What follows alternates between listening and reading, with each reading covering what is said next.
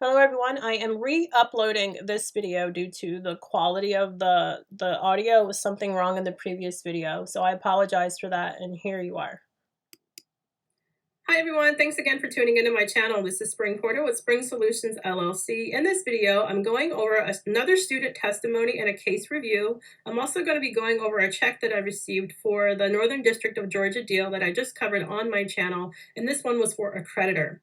Please note, if you are new to my channel, I am not an attorney. This information is not indicated as legal advice.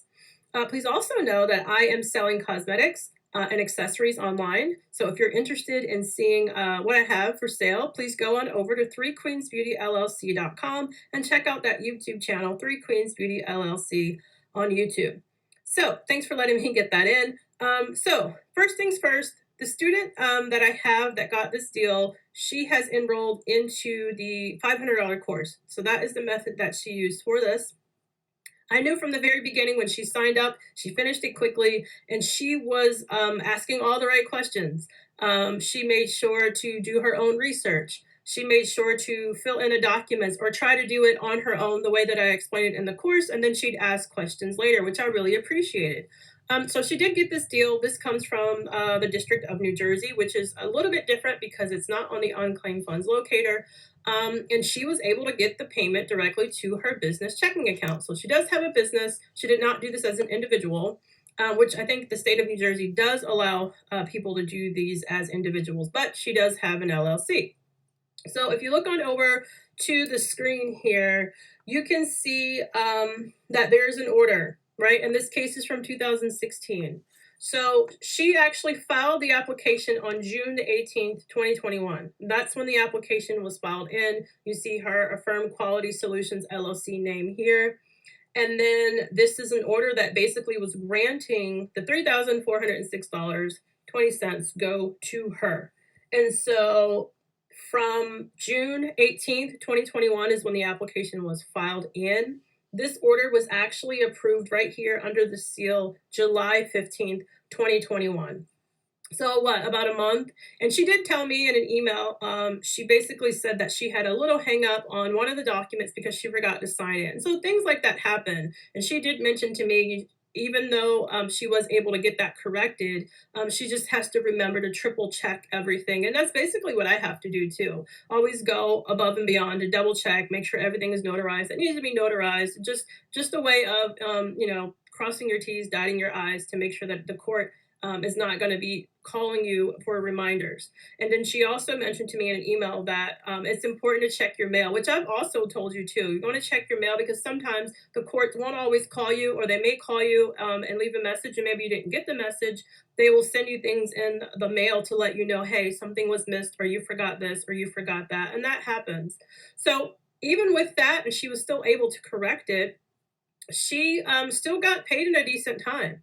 And again, this is her business checking account, and it went right here. And here it says Treasury Department. That's basically what it says in my business checking. Again, I have M&T, and it goes directly there for the state of New Jersey. So the state of New Jersey, I think it's safe to say that they're not going to send you a check. They are going to send you a EFT. Okay, which is great because I got an EFT for my New Jersey deal and she did too. And again, this is for $3,406.20, and it goes, that's the same amount that's here. And so that went directly to her.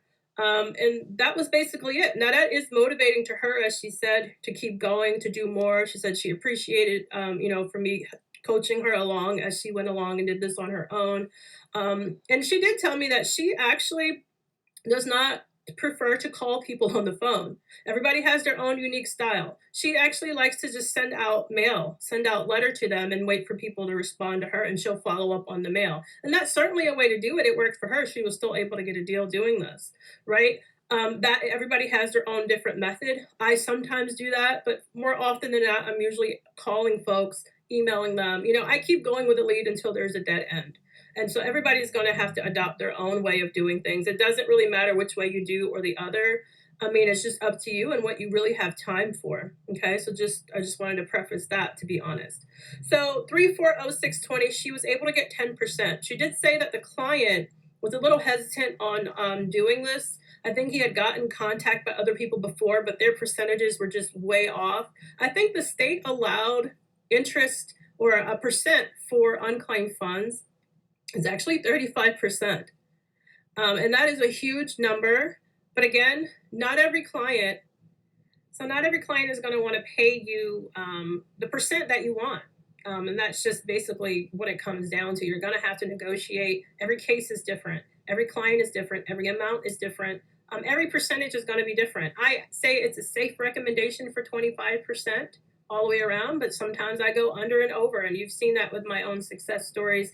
I showed you a student, again, that got those deals in Puerto Rico, and I think the client was only going to be giving her 5%. She wasn't going to turn down that amount of money just because, they want to go lower. So that is a give and take, and that's something that you're going to have a feel for. Once you're actually speaking to the client on the phone, you can kind of gauge from there what they're willing to do, if they wholeheartedly trust you or not.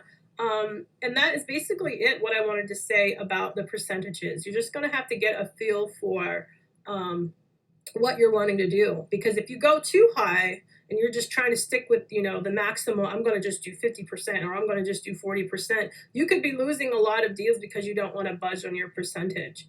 The client will just say, you know what, I'll wait for someone else to come along and call me, or, I'll just try to do this on my own because you're charging too much. So just keep that in mind with the percentages and things like that. Another thing that I wanted to go over again is the deal that I did in the Northern District of Georgia. This is a check that came out of this. What's interesting and unique about this case is it's from 2010. The other case from my client is from 2016. So again, it doesn't really matter the year. It really just comes down to, can you skip trace? Can you find these individuals? Can you convince them that, this is the service that you're providing and you're able to help them? So again, this client was working for this company in Georgia for years, for like over 20 years. You imagine going to work that long for someone. The company files bankruptcy. They're supposed to pay you your vacation time. They close the doors, they go bankrupt, and then you're left without having all of your paid, basically your paid vacation time. So she filed a claim, and it was well over $1,200 for sure. I think it might have been somewhere around $3,000 or $5,000 for her claim. But at the end of the day, the court is going to reduce it depending on what other claims are out there, what other assets are out there. They will divvy up certain percentages based on all of those things. And so at the end of the day, what came out in the wash was $1,240.80 towards her claim. And so this is what she was able to get back from that. And so from here, I was able to get $240.80 because it's a lower amount.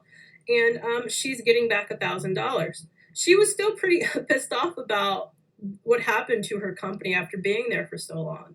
So being pissed off is good. When someone is mad at someone, you can use that to your advantage when you're dealing with creditors, because they're jaded and they're really upset about having to file a claim in the first place because someone has owed them money.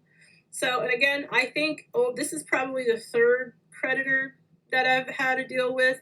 And individual creditors, I'm finding, are a little bit easier to convince, a little bit easier to deal with, as opposed to dealing with companies.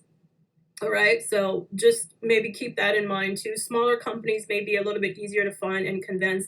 Find that person who's in charge of the collections department, who has knowledge of knowing about these claims to begin with, will probably be your first point of contact.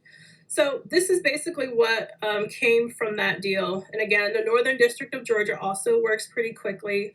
And I will put a link to the video that I did covering that case a little bit more in detail. So these are two, again, different cases. One's mine, one is my client's. If you are a student of mine and you're in the process of waiting for your check, email me and let me know. I want to know what you're doing. This helps me to become a better teacher. This motivates me to keep doing what I'm doing. And it should motivate you if you're a student, and even this student who has gotten this deal, to keep going. Another thing that I wanted to point out, bankruptcy unclaimed funds, as I mentioned before, come from the U.S. Treasury Department. We all know right now what's going on with people still not receiving their tax refund.